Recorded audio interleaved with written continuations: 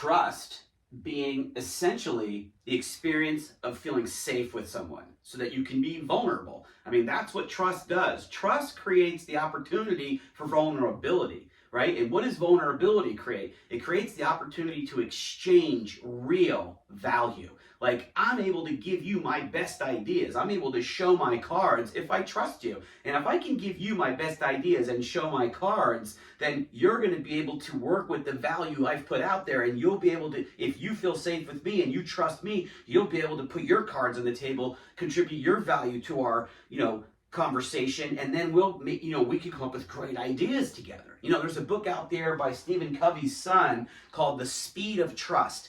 And he talks about how impactful trust is in organizations. Why? Because when there's trust, there's better ideas and there's lower transaction costs. We can get things done faster with less, having to check everyone's work and approvals and everything. Like a mortgage contract could theoretically be 1 page if there was perfect trust on both sides of the table. But there's not perfect trust on both sides of the table, so the mortgage contract's 100 pages. It slows down transactions when there's a lack of trust. When there is trust, transactions go faster. Similarly, if there is no trust, you're not going to get the best ideas out of people because everyone's guarded. But if there is a great degree of trust, people open up, they share ideas, they can deliver value to each other, and we can come up with the best solutions. And so where there is trust, value goes up and transaction speed goes up. Where there's not trust, value creation goes down and transaction speed goes down. So trust is very essential to any business team, to any relationship. Trust is the foundation of relationships.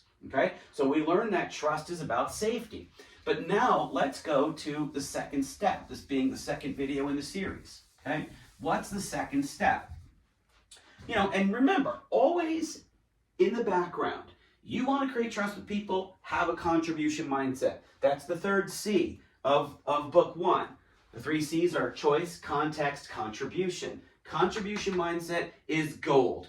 That is the key to leadership. I want others to win. I want others to perform. I'm going to give 100% and I want them to come out as a success story. If you bring that mindset to everything you do as a leader, people are going to feel it at a gut level because there's always a primitive sense of connection between leaders and teammates. It's the principle of resonance. I talk about that in the book as well. The principle of resonance. You are experiencing how I think of you because we're connected in a leader-teammate relationship. So when I bring contribution, I bring out the best in you, and that's a natural thing you always want in the background at all times. Okay? Now that said, let's get into some more mechanics of trust in this second video.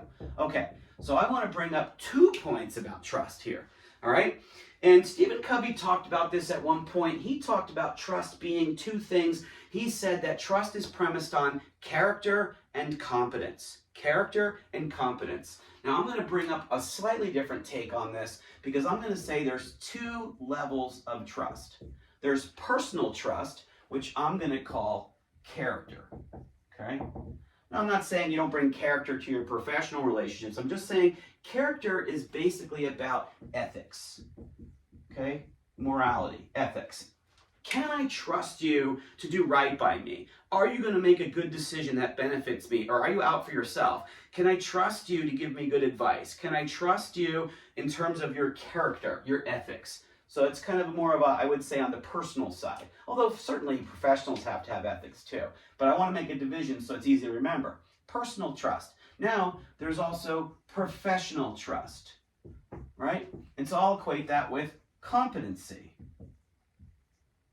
Okay, and to me, this goes more toward reliability. Okay, if we want to use an E, we can say execution, the ability to get the job done. So let's use a simple example. All right, let's say you go to a doctor. Maybe you've been going to this doctor your whole life. And the doctor's a little bit older. He's a great guy, but he's getting really, kind of in his older years now. And so he says to you, I think that you really need to have this operation. You've put it off for a while, and I can just kind of watch the progression of what's happening. I really recommend you get the operation. Okay, cool. you probably trust the doctor at a character level. He's thinking of your best interest. There's no reason not to trust him, at a gut level. And so therefore you're like, okay, I'll do it. Let's sign the papers. Let's get it set up. But then as he goes to hand you the clipboard with the pen, his hand is shaking to give you the pen. And you're like, whoa, doc, I'm not really sure if you should do the operation. Like, no offense, but like, are you okay? And he says, yeah, you know what? Maybe you're right. I should, hand this off to another doctor. Why? Because although you can trust his character, you can't trust his competency. Okay? He does not bring the reliability to the execution because of the fact that, he's shaking. You don't trust him with the knife. So if you're going to develop trust, yes, the first thing is you want to create the sense of safety, yes, but then you also have to create this sense of well-being and this sense that you will definitely be able to do the job. Okay, so trust building is about these two parts, character and competence, ethics and execution. And in everything you're doing, you should remember to try to always bring both elements. That's the key.